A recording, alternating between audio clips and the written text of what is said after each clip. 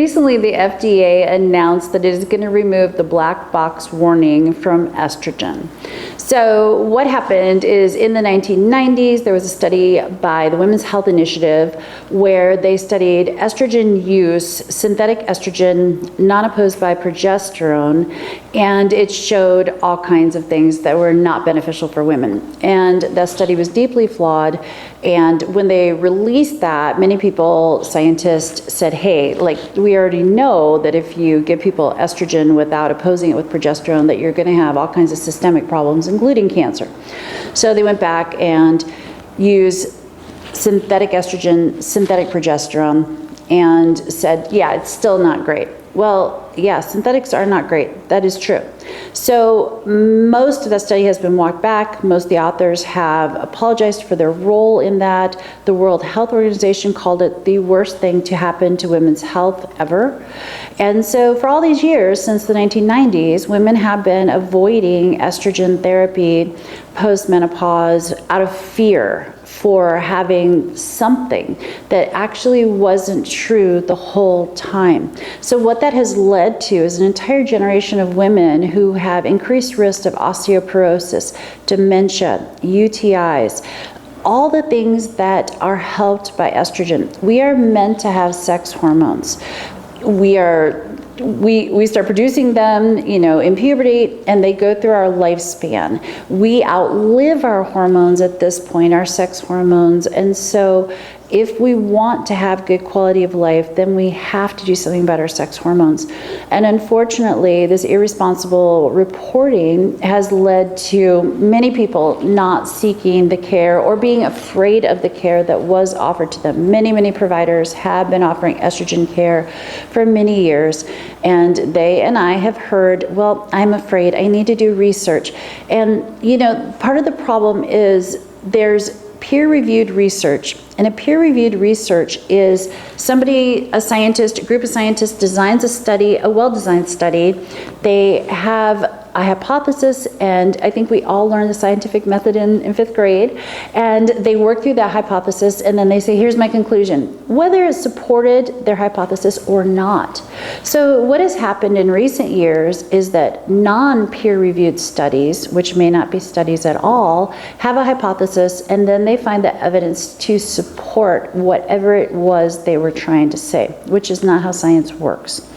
So a peer-reviewed study is somebody designs a study, they see it through to the end, and then peers that do that same sort of work, not MSBN or CNN or somebody or Fox News, actual scientists then look at that study and say, is this reproducible?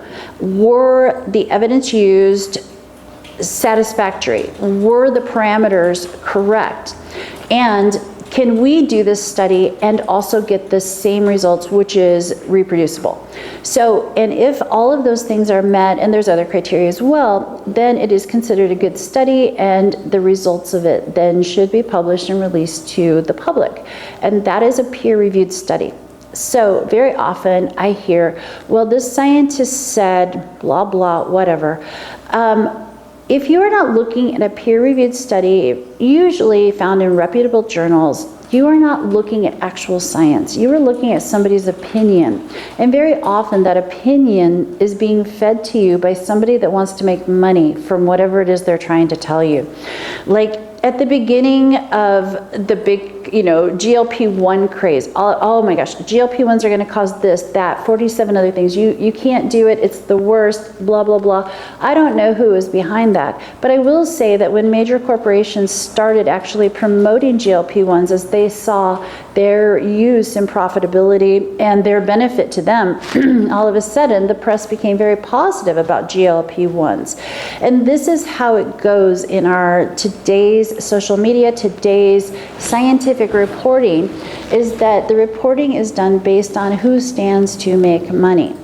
And so when you're making decisions about your health care, you should work with a healthcare provider that you trust, that you believe has your best interest. All of us go to school for a long time to learn how to do this. So the fact that everybody feels like they need to do their own research in order to believe what their provider is telling them is disturbing, and it all comes from this misuse of scientific data to sell you something. So I want to talk today about the FDA removing the black box warning from estrogen. And so what a black box warning is, it is a drug that has to fulfill a couple of the following criteria. A very serious side effect that could potentially cause death or permanent disability, a very serious side effect that has been associated with the drug, and it goes on. So essentially, estrogen has had this black box warning since that study came out. There have been numerous studies in the interim that came out. The first one I found, there's more than this, but the first one was in 2013. So these studies have been coming out all along showing that this was not true. Estrogen was not killing women in droves. It was not causing all the things that had been attributed to it, but what it does do is very often stop those very things that had been attributed to it. The agency right now is working with companies to update language and product labeling to remove references to risk of cardiovascular disease, breast cancer, and probable dementia. The FDA is not seeking to remove the box warnings for endometrial cancer for systemic estrogen alone products. So, and yes, again, and that goes back to what I was saying, when we give estrogen and we do not oppose it with progesterone, we do know that there is a risk of endometrial cancer. You do have to see a provider that is working with hormones, although I don't think that there's providers out there just giving people estrogen blindly. But the fact is that estrogen does not cause these things, and that's why that warning is going to be removed, or is removed at this point. So the other release by Health and Human Services said randomized studies show that women who initiate hormone replacement therapy within 10 years of onset of menopause, generally before age of 60, but there really isn't a bad time. You may not get the full benefits if you initiate 10 years post-menopause, but that doesn't mean that there's no benefits.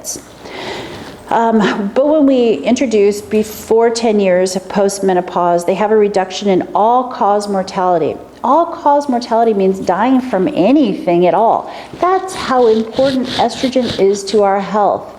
So we have a reduction in all-cause mortality and fractures. Women may also reduce the risk of cardiovascular disease by as much as 50%. So that flies right in the face of what that study said, where they showed an increased risk of heart disease. There's actually a decreased risk of heart disease, 50%. That is huge. Heart disease is the #1 killer of Americans. It is the #1 killer. Many women think it's breast cancer for women. It's not. It's heart disease. Reducing that risk by 50% is huge. Alzheimer's disease by 35%, and I'm going to talk about that in a little bit, and bone fractures by 50 to 60%. All of these things are huge factors in mortality. Alzheimer's disease, everybody is familiar with dementia and Alzheimer's and what happens. Reducing your risk by 35% because you gave your brain estrogen, I think that that's a good thing. Bone fractures by 50 to 60%. Not only is fracturing a bone a huge reduction in quality of life, but it very often leads to death. We are all familiar with the 85-year-old lady who fell and broke her hip and never left the hospital. This could be prevented by giving estrogen therapy post-menopause. Starting time of hormone replacement therapy, duration of use are decision made between the prescriber and the individual patient. The FDA's labeled recommendation will be to start hormone replacement therapy within 10 years of menopause onset or before 60 years of age for systemic hormone replacement therapy. So that's a very definitive change from don't use this, it's going to kill you, to we recommend that you start this as soon as possible in the menopausal stages.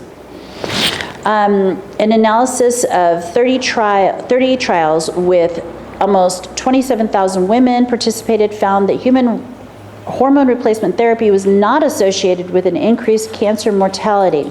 In fact, women who start hormone replacement therapy before age 60 appear to have a decreased mortality risk. Why? So estrogen improves bone mass. It is really important. There's a couple things going on in your bones. There are a whole bunch of cells. We're not going to get into all the science of that. Estrogen promotes the building and the not destruction of your bones. When you don't have estrogen, the cells that break down bones, is called remodeling, go to town. They break down the bones. The cells that build bones back up, that use the calcium in your body, are not able to function because they need estrogen. And that leads to bone fractures, particularly in the big bones, which leads to a decrease in quality of life. Estrogen increases vaginal health, which in turn improves genitourinary health, urinary tract infections, urosepsis. That is when you get a UTI that's so bad that it becomes a systemic infection and is a big reason that elderly women are hospitalized. Also, having a chronic UTI can lead to many women having signs, and men as well, having signs of dementia. It's not as common anymore because very often now when there's rapid onset of dementia, there are testing, in the ER to make sure that they don't in fact just have a UTI, because that's how it manifests. When we're younger, we have a UTI, we get the burning, the frequent urinary, all of that kind of stuff. When you're older, the symptoms are confusion and loss of your memory, different things like that. You don't get the same symptoms as you did when you were young. And so having a long-standing chronic urinary tract infection can lead to a system-wide infection of sepsis requiring hospitalization and a huge amount of antibiotics, and sepsis generally has a very high mortality rate. Not getting that in the first place is going to be beneficial for your health.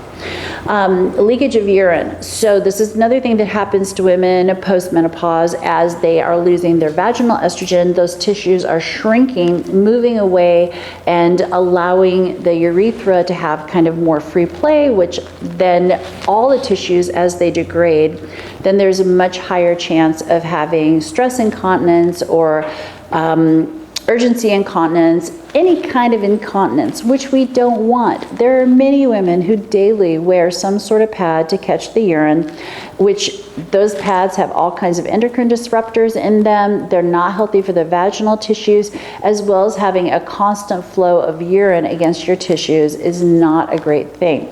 That also can lead to infections, as well as being embarrassing, making women avoid intimacy, and also limiting their activities. I have had patients who have given up golf and tennis and other things that they love because they can't do those things anymore without having urinary leakage.